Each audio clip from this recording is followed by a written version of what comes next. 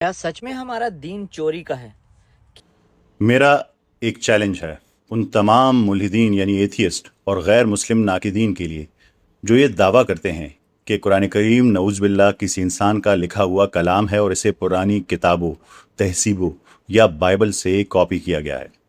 आज हम कोई जज्बाती या रिवायती बहस नहीं करेंगे, बल्कि खालिस जदीद साइंस, एस्ट्रोफिज़िक्स और मंतक की बुनियाद पर इस कॉपी पेस्ट के दावे का पोस्टमार्टम करेंगे। लेकिन अपने इस चैलेंज और साइंसी सबूत की तरफ बढ़ने से पहले आइए ज़रा सुनते हैं कि एक एथियस्ट जॉन ट्रकिंग इस हवाले से क्या दावा कर रहे हैं। क्या सच में हमारा दीन चोरी का है? क्या सच में हमारा किताब, हमारा पूरे का पूरा दीन कहीं से कॉपी पेस्ट किया हुआ है? हमने चोरी किया है? जॉन ट्रकिंग का दावा आपने सुन लिया। उसका कहना है कि कुरान करीम एक नकल शुदा कॉपीड किताब है नऊज़ बिल्लाह। यानी उनका कहना है कि ये पिछली तहजीबों और किताबों से कॉपी पेस्ट किया गया है। ये एक पुराना दावा है और यूँ तो कुरान मजीद के असल और कलाम इलाही होने के बेशुमार तारीख़ी, लिसानी और साइंसी दलाइल मौजूद है। लेकिन आज मैं इन सब को एक तरफ रखकर जॉन ट्रकिंग के इस कॉपी वाले दावे को सिर्फ एक ठोस सबूत से गलत साबित करूंगा।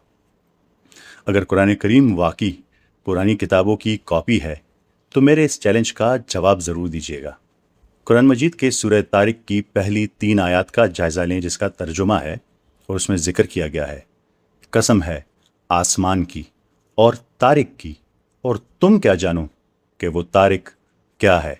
वो एक चमकता हुआ सुराख करने वाला सितारा यानी अन्नजमुस साकिब है। यहाँ ज़रा रुकिए और गौर कीजिए।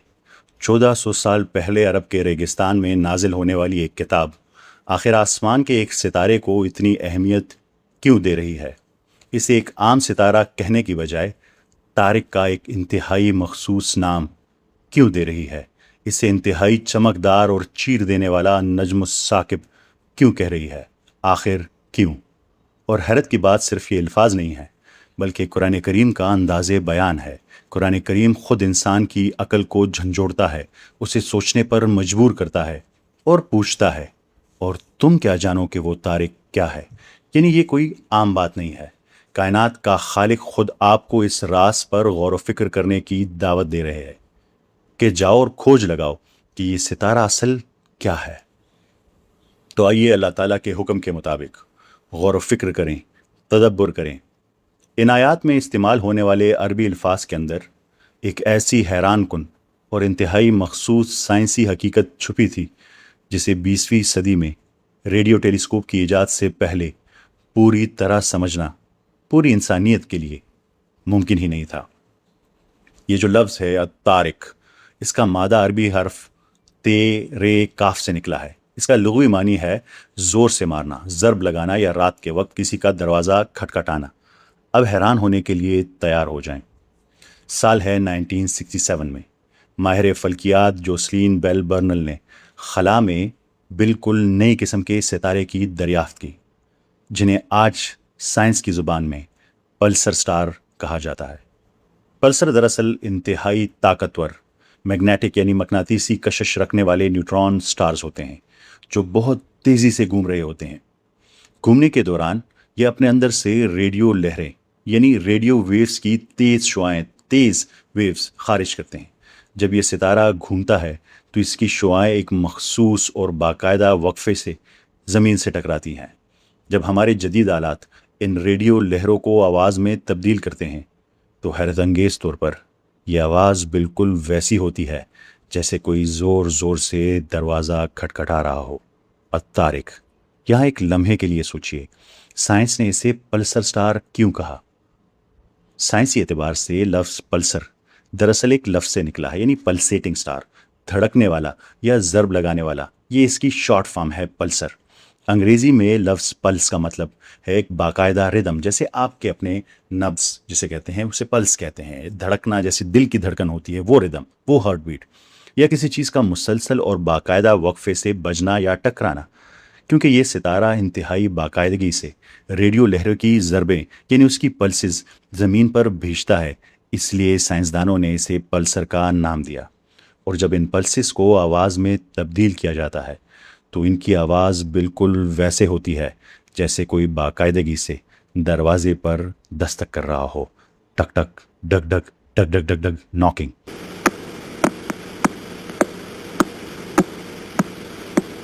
یہاں ایک لمحے کے لیے رکیں اور اپنے ذہن کو اس ناقابل یقین حقیقت پر غور کرنے دیں. یہ بات آپ کی سوچ کو جھنجھوڑ دینے کے لیے کافی ہے. ذرا سوچئے یہ کتنی بڑی حیرت کی بات ہے کہ جس ستارے کو جدید سائنس نے 20ویں صدی کی جدید ترین ٹیکنالوجی مشینز اور ریڈیو ٹیلیسکوپس ایجاد کرنے کے بعد اس کی مسلسل ضربوں کی وجہ سے انگریزی میں پلسیٹنگ سٹار کا نام دیا، پلس کا نام دیا.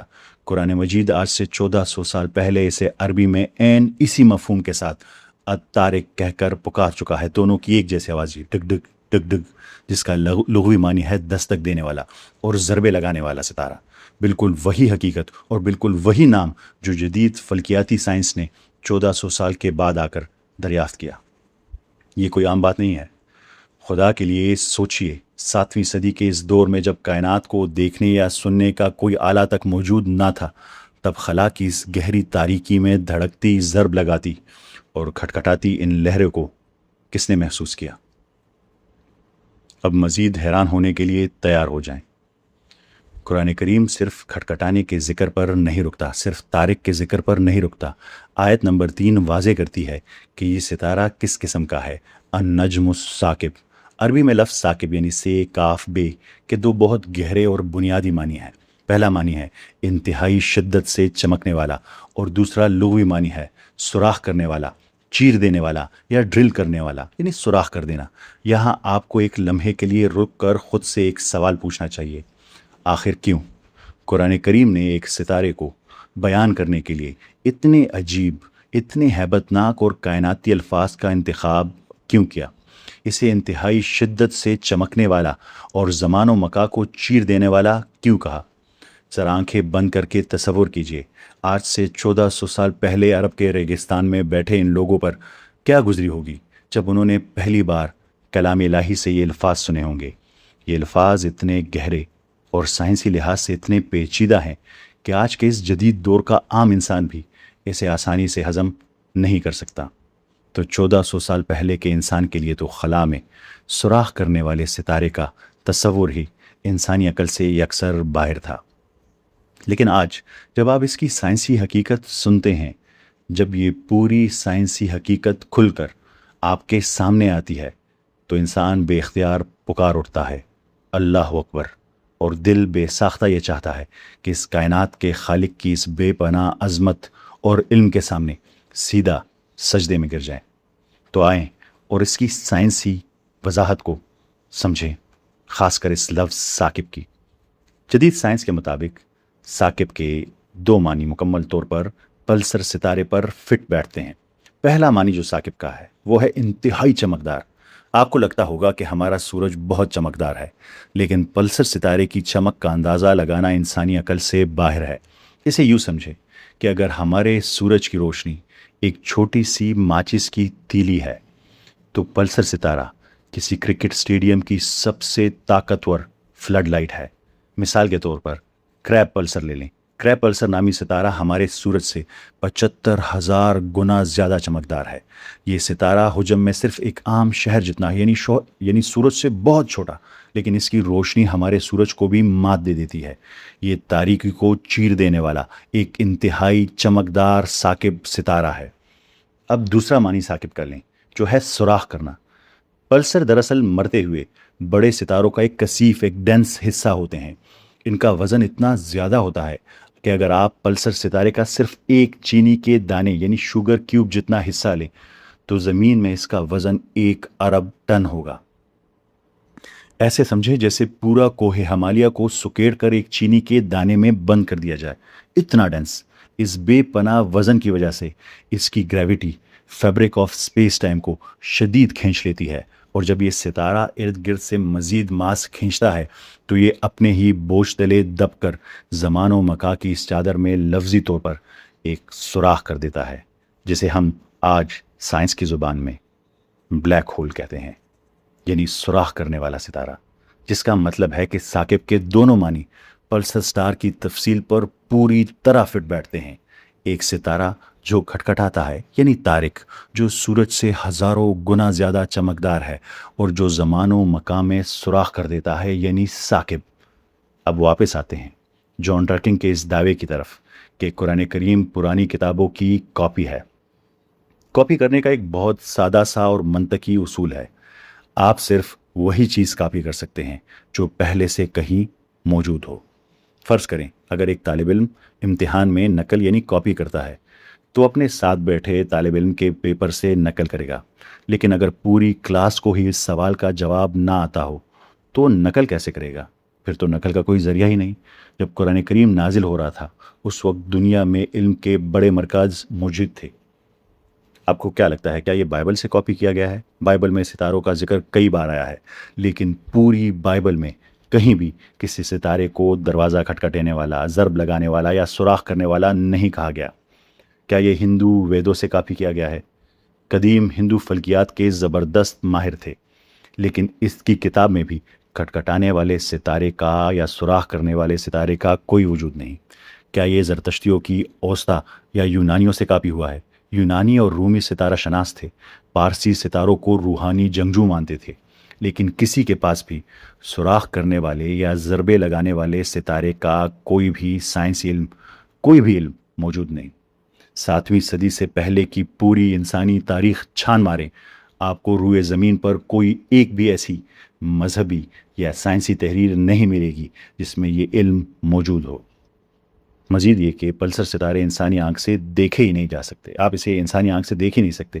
انہیں دریافت کرنے کے لیے جدید ریڈیو ٹیلیسکوپ درکار تھی۔ 7ویں صدی کے عرب کے ریگستان میں موجود ایک انسان کے لیے یہ ناممکن تھا کہ وہ اپنی آنکھ سے پلسر کو دیکھ سکتا یا اپنے کانوں سے اس کی کھٹکھٹاہٹ سن سکتا۔